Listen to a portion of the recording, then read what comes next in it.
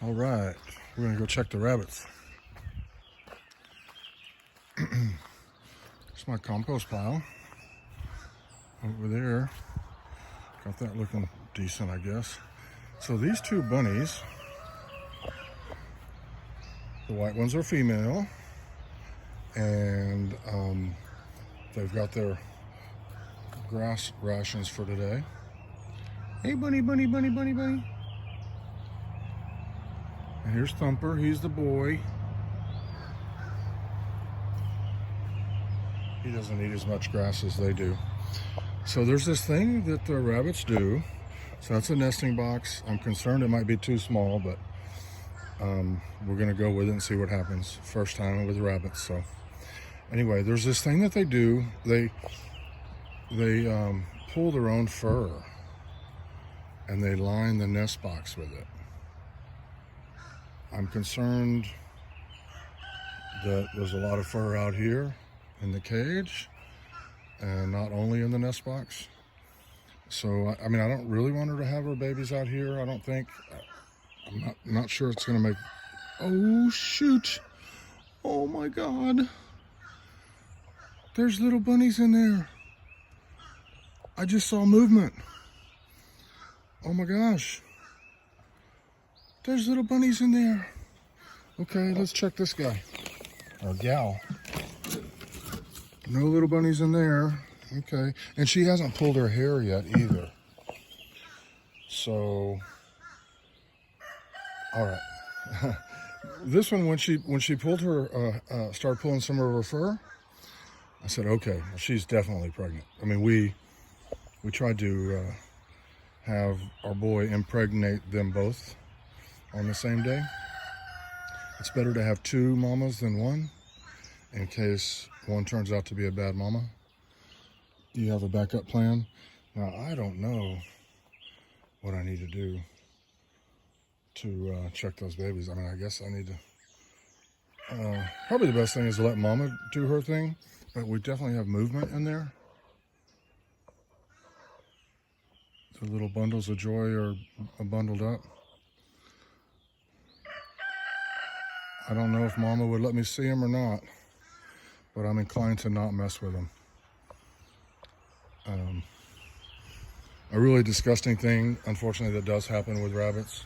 First time mothers, sometimes they're not good mothers. And as the herd, I guess it's called, as it develops and gets bigger and bigger, I'm gonna have to call either, sell for pets or put them in freezer camp, the ones that don't have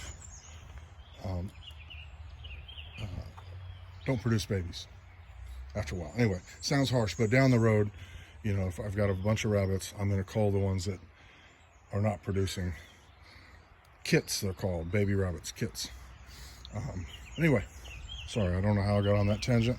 Anyway, we're still not sure if this one's pregnant. She would be due obviously the same time, since they were both impregnated the same day. This was odd. I put this on here for the winter and they just chew the heck out of it. And I don't think they eat it. But anyway, I'm hoping that the weather is improving so much that I can get rid of that. And I've got a line on some more pre-made bunny hutches. So, hey, little girl, you had your first babies. How are you? And I can't even tell that where she's pulled fur off of herself. I mean, they have so much. Do you have little babies? Can you show me your babies? And I'm wondering if that's all of them. Are you done? Or is there more coming? I don't know how this works, whether they have them all at the same time or, or some new one's going to show up this afternoon or tomorrow morning or whatever. I don't know exactly how it works. But man, they do love this grass. And I just want to tell you, this grass, we did not seed the grass. It came from up the hill in our pig pen. So they rooted down and they fertilized it, and they spent too much time in there. We did have them free ranging within an electric fence for a while, but they lost respect for the electric fence.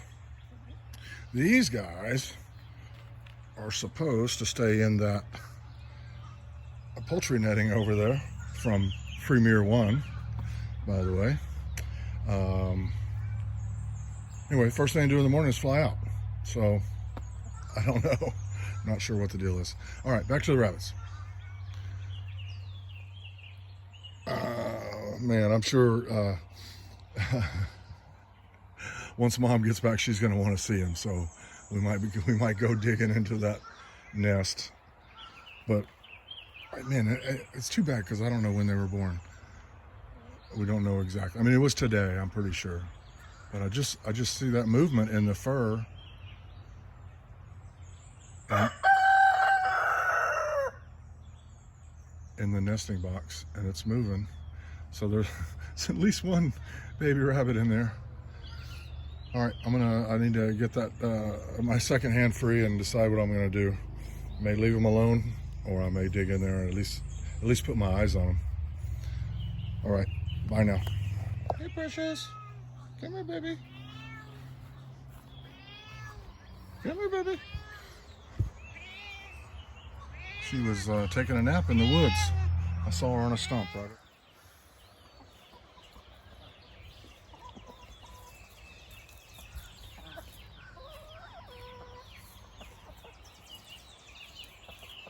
All right, so here we have our purple irises. And there's 3 generations of chickens. I guess that's the right way to say it. So the little ones over there in the chicken tractor, they're just about 4 weeks old. These guys right here are 3 of the original flock from March 1st last year. And then the ones down there are about 10 weeks old. So 4 weeks, 10 weeks. Oh, you know what, that rooster, the orange rooster and that hen, and there's one other of them are from a middle generation. So anyway, we're on our 4th generation. The first one we bought from a store, Tractor Supply and Farmers Co-op, ducks and chickens and guineas, and then the rest we've hatched ourselves in an incubator. But anyway, this is fun time of year. The chickens, probably another week they're going to move down the hill. Here comes Precious. She followed me all the way over from the rabbits. She likes to stalk me and walk behind me and go where I go. So, okay, a couple things here. This is a Bradford pear tree, which we don't like those. They're invasive. And last year we got no pears. Well, this year, there seems to be lots of pears. I mean, it's covered with them. I mean, it's already flowered out. It's, you know, that's when they're great. It's covered in white flowers, but oh my, we may have a bunch of pears to go with our apples. Okay, these are all garlic plants right in here. And they were, I think some deer were laying on them last year because I came out and they were all folded down. But anyway, wild garlic. I think our strategy is going to be when the leaves start becoming discolored, turning brown and whatnot, then we're going to come out and dig up a couple of them. I just pulled one up and it's about the size of a round of nickel. So we don't think they're done yet. Anyhow, okay, let's go check the apples.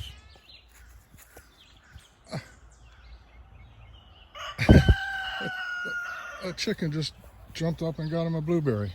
Got her a blueberry. I got some film of that yesterday, but look at this. Blueberries out the wazoo. None low hanging because the chickens have all got to them. So anyway, weekend project, Sunday project. I'm going to try to put some chicken wire around this. You know, one little bush, I don't know how many we can possibly get, but it looks like we have a lot coming in. That's cool, really cool. But I'm gonna preserve them by putting the chicken wire around. Okay, real quick on the grapevines. I mean, this is a long way from the trunk. That's good. Obviously, they were trimmed. I've got the pile of grapevines. That's another project. I'm going to make bait fish shelters for them in the pond. So I'm counting this, even though the original trunk, I don't know my grape term, so I imagine it's the trunk. Anyway, it's gone, but then this little guy is producing leaves in a lot of different places. Actually, nothing up here yet. I'm a little surprised. Yeah, I think it's dead. Judging by that snap, it's dead. But anyway, there's some vines here. This little guy will jump on the wire and keep on growing, I hope. There's a little one right here. This was the most productive area last year. We got the most grapes off the top of this vine. All right, so the grapevines are coming alive. And I feel like I properly pruned them this year. Last year I was, I don't know, I didn't go far enough. This year there's nothing left but the main trunks and some runners, horizontal runners. Okay, that's the grapevines. All right, here we are in formerly a pig pen, and this grass is what I feed the rabbits every day. But two things I want to show you. Number one is these things are 3 feet tall. Unbelievable. And it grows back in a few days. So like these, I have these trimmed down to like 4 inches off the ground, and they're 2 feet tall about a week later. Anyway, so I'm gonna continue to supplement my rabbit's feed with this and the Les Medici grass. But the two things I want to point out, or the second thing I want to point out, right here, those are all bent over and here. And it makes me wonder if there were a couple of deer in here last night to lay those down like that. It'd be a good place to rest, I imagine. Anyway, this is where a lot of the rabbit food comes from. This and the Les Medici grass that's popped up recently. All right, let's go check out apples. So I put down a layer of cow manure and straw from my buddy's farm. We did that about a month ago, and it's rained a couple of times. So we do still have the bird nest in here. I don't know what we can see on the camera. I might have to edit that part out. Anyway, somewhere in there is a bird nest. And I saw the birds the other day, and I think I've identified them as blue-gray gnatcatchers. So I'll have to keep my eye on that and see if my identification was correct. There's the nest right there. All right, so we're looking for apples. There's one. Yay. A little one coming up right there.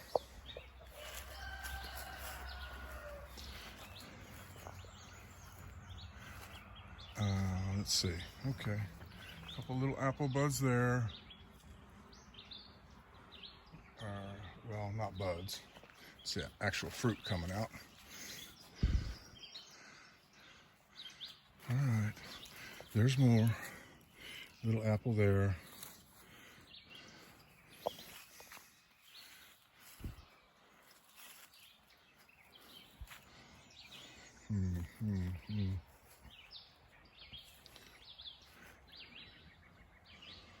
All right, well, moving on. I don't see a whole lot more, but I don't know. I think I identified somewhere like 20, something like that. It's just beginning.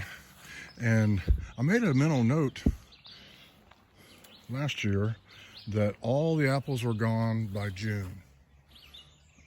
There's another little guy. There's another one right there. Focus. There we go. Yeah, so they have pretty much, it's April 27th. They're budding out now, or the fruit is coming alive now. And they'll all be gone by June. So this whole apple tree is going to do its thing in 2 months. Pretty wild, actually. But I am expecting a better crop this year. I fertilized it with some 10-10-10. I think just 3 16-ounce cups around the base. And then when we did the cow manure, we tried to do it out as far as the canopy. See that? Manure, straw mixed together. And in other words, we didn't just put a 3-foot pile by the trunk. We spread it out almost to the extent of the canopy of the tree. 2 trees, I should say. All right, we'll give you a better update in time.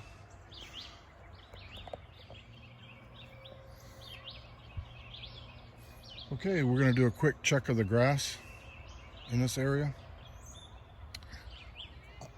The broader leaf grasses were here already. The thinner grass, which is rye, I planted when there was snow on the ground. So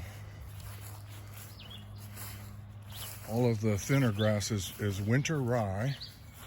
I don't know what that's going to mean in the spring, but anyway, this was all taken down to what we call a moonscape by the pigs.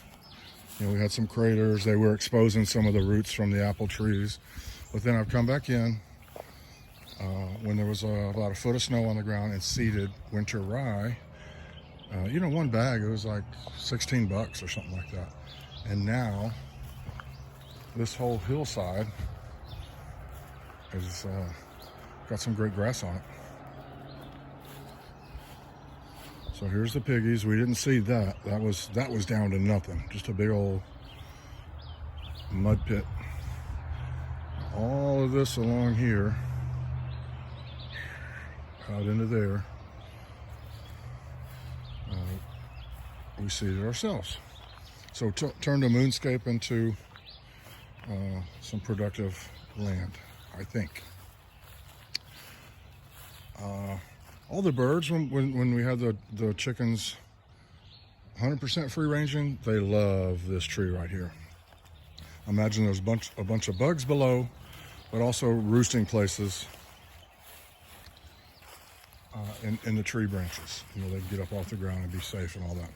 So I did spread some seeds in there, but there's too many leaves. I think what we'll do is we'll drag that out,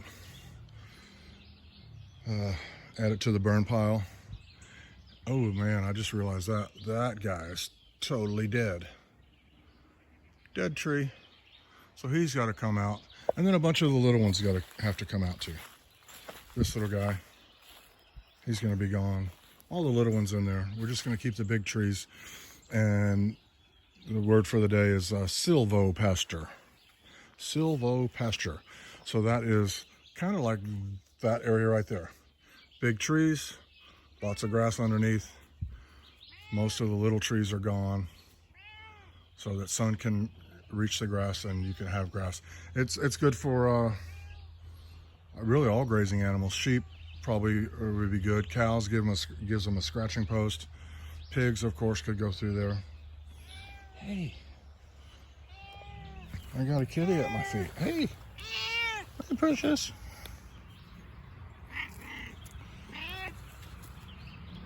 So I think now my mom and my nephew have all petted Precious at one time or another. There was a point there where I was the only one that she'd let touch her, but she's mellowed out.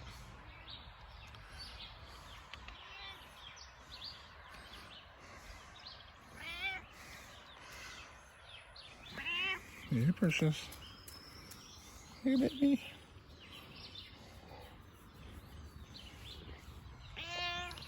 So this little group of chickens right here, these 6, just generally speaking, I think they're about 9 or 10 weeks old. I can't tell you for sure without consulting my notes, but those 6 all stay together. And they're really friendly because I handled them a lot. When they were chicks, there's only 6 of them, so I handled them a lot. And they're very friendly. Like the red rooster, I pretty much want to keep him. Then I have 2 white roosters and then 3 hens. But yeah, that white rooster let me just walk up to him and pick him up. And that's rare among these birds. Now the ones that are in the tractor, so there's 14 in there. I'm pretty proud of that. I started with 20 eggs and we hatched 15, but one had one died, unfortunately. So it was 15 out of 20 hatched. One was not fully formed and another one died. So I think maybe we hatched 16 originally out of 20 and now we have 14. But the point I was trying to get to is that I didn't handle them nearly as much as this little group of 6 right here. So even though they're younger, they're not as friendly. Generally speaking, as they get older, they become less friendly. It's the way we raise them. We turn them out to the outdoors and they're less dependent on us every day. And so anyway, this is the friendliest little group right here, and I enjoy those little group of 6 right there, and they pretty much hang out with each other all day long. Just those 6 right there. All right, that's it for now. Hey, mama. Hey, new mama. How many babies you have in there?